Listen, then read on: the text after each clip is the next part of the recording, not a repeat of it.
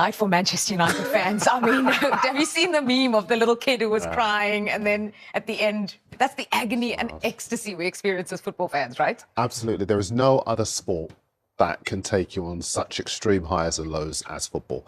I was talking to a colleague of mine who was at the game last night, and he was saying up to 75 minutes, Man United were best performance under Amorim, and they were heading into the semi-final. Then the next 45, half hour, say, they were the worst, and Amorim was going to get the sack because Leon had come back and scored from 2-0 down and scored 4 goals with 10 men. And then suddenly it was party time at Old Trafford, and all the fans who had left at 4-2 were trying to get back in to see the 2 late goals and join in the celebrations. Terrific for Manchester United, terrific for Amorim, terrific for Harry Maguire as well. And I think you have to talk about that night in relation to 1999 and York and Solskjaer scoring those late goals. Sorry. That's all right. Because it really was one of... I'd probably go even a stage further and say not just one of the best nights in Old Trafford history, but that might be one of the best finishes we have ever seen in a European, in any game, really. I think it was the first time that 2 goals have been scored in the 120th minute of a European tie ever. Unbelievable scenes, and you can understand why all the Manchester United fans I have on my socials have suddenly, they've got something to celebrate. It's been such a difficult season for them, and to hear Ruben Amorim say that he's just going to play the kids in the Premier League now, how do we feel about that? Do you understand it? Would you, as a United fan, if you were one, to back him, say, I get it, go and win the trophy? Well, last night was so important for them to remind themselves it's possible. They're a big club, but the fans have been spoiled for many years, and in recent years it was tough for them. They want to catch up with some of the other teams, Man City, Liverpool, Arsenal even, and that's why that was important. I don't think that's going to change everything under Amorim, but it was a great atmosphere, and that's the way he talked about it, that sound, he wants that sound again. He'll get that sound if they win European competition. But then to move on next season, they've got a long way to go. It's been a tough season for Amorim when he came in. I expected more. And I don't think it's just the manager's fault. The whole club is in a transition period, and they need to sort it out on many different levels. There isn't just one person to blame, but last night was a great reassurance how good they can be. Yeah, what do you think about I'll play the kids in the Premier League? Yeah, it'll be interesting to see what some of the other clubs in the Premier League might think of that. But at the same time, it's his job to manage his squad as he sees fit. And that game would have taken a lot physically and emotionally, you'll know far better than me, of the players. So you can understand why he would look to put in whatever players don't have that many legs in them for the next few games, so that the players can come back fresh. This is a huge moment for Manchester United, because if after losing 14 matches in the Premier League, they were to make it into the Champions League, courtesy of winning the Europa League, he's had a real result. A real result. And there's a history of Manchester United playing kids. Yes. So maybe Ruben Amorim, he read in the books or did his research, playing kids at Manchester United, you can actually win something. Spurs are in the other semi-final, so there is a potential collision course between those two. In a potential final, do you think all would be forgiven? Same for Postecoglou as well, because you've got 2 managers who have performed way below expectation in the Premier League, and yet if they get to a final and potentially win a trophy, should that clear the slate? Should that buy them more time? Well, it's still a long way to go for both of them. If one of the 2 wins Europa League title, then of course there's a time to celebrate. But in your analysis regarding the season, every single game, what happened, you got to be quite strict with yourself and say, does this victory overshadow everything, or do we say, we're delighted with a trophy, but too many things went wrong, we've got to make changes, whatever they're going to be. So it's a difficult one, because Manchester United last season, they won the FA Cup, they kept the manager was allowed to spend a lot of money, only to then change the plan midway through the season, and it's a really difficult decision. I think Amorim's got a better relationship with the United fans than Postecoglou with the Spurs fans, and 17 defeats in the Premier League out of 32 games so far.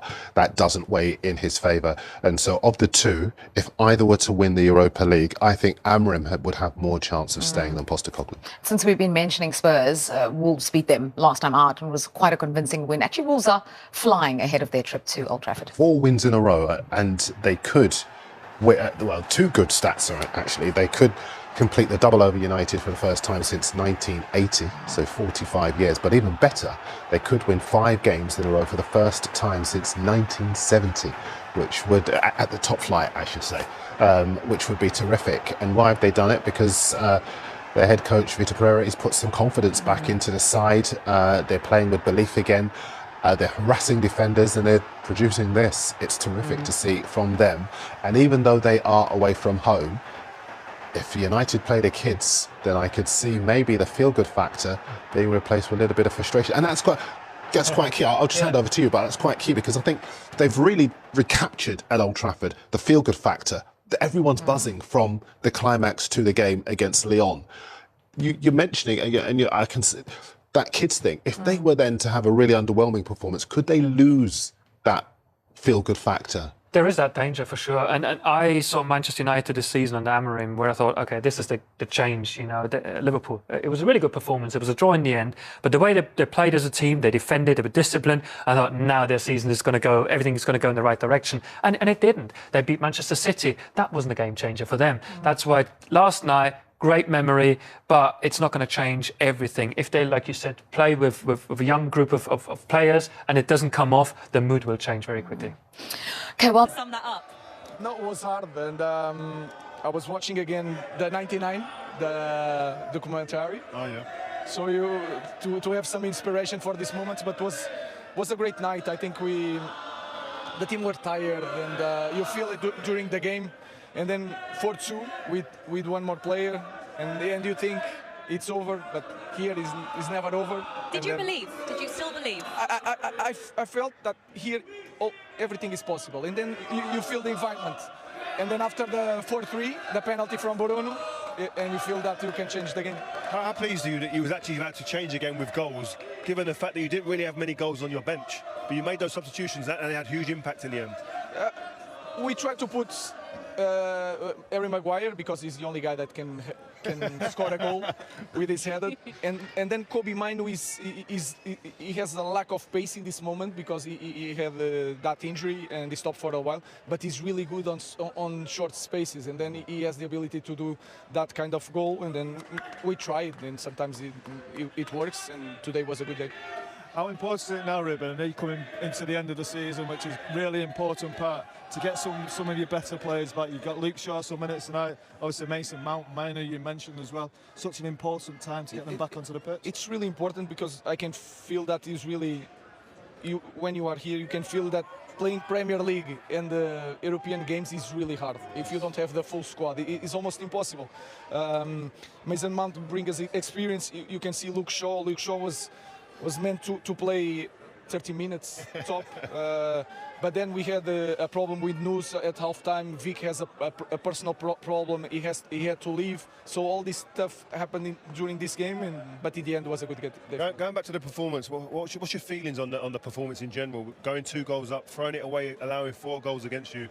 What's your general feeling around that? I think we start well, but we are not really consistent to maintain the game in the same way for a long time, and then when I feel that the team is a little bit tired, we drop a lot, and but we have experience against games against Arsenal and City. We can defend quite well this moment.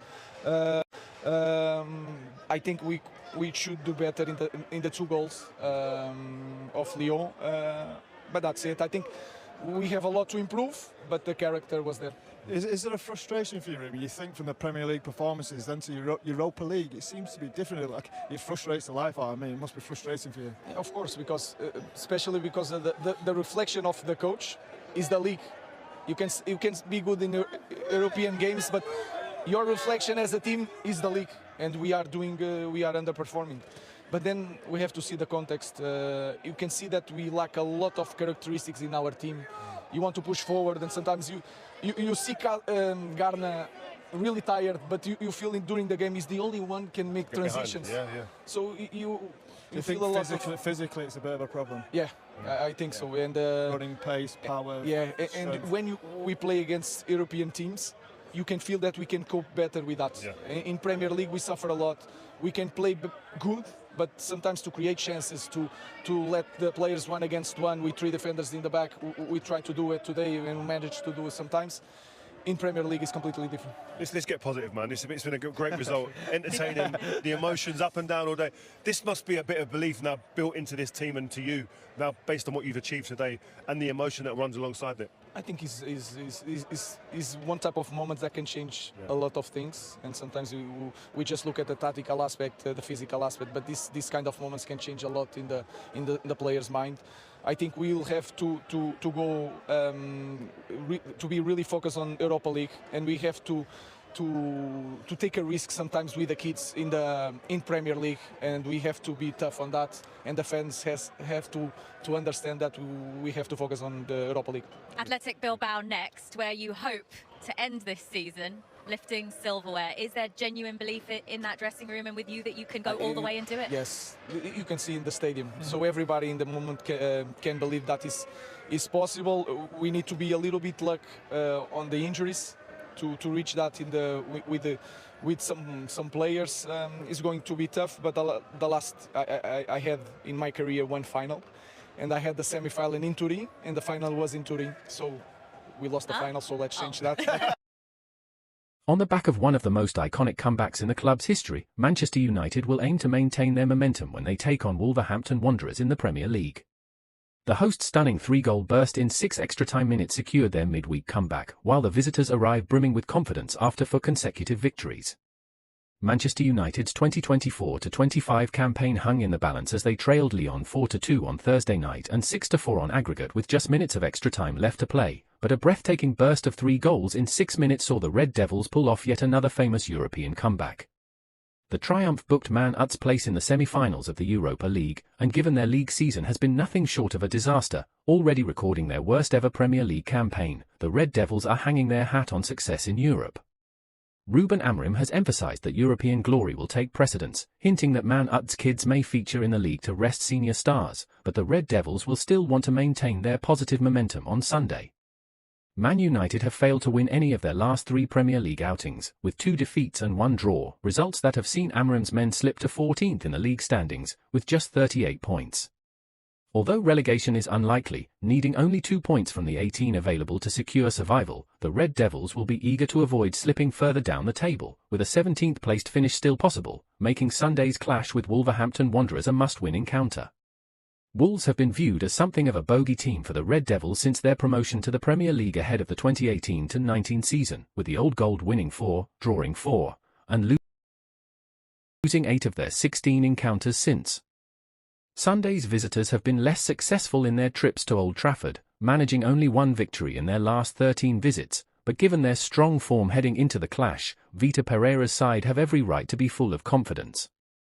Wolves have taken 13 points from the last 15 available in the Premier League, including 4 consecutive victories, featuring a particularly impressive 4-2 win over Tottenham Hotspur in their most recent match. Those results have extended their lead over the drop zone to a significant 14 points, meaning they require 5 points or for the gap to extend to 16 points on Sunday, which would confirm Ipswich Town as the final relegated side. Wolves have been at their best when on the road this season, taking 18 of their 35 points away from home, while they have lost only 1 of their last 6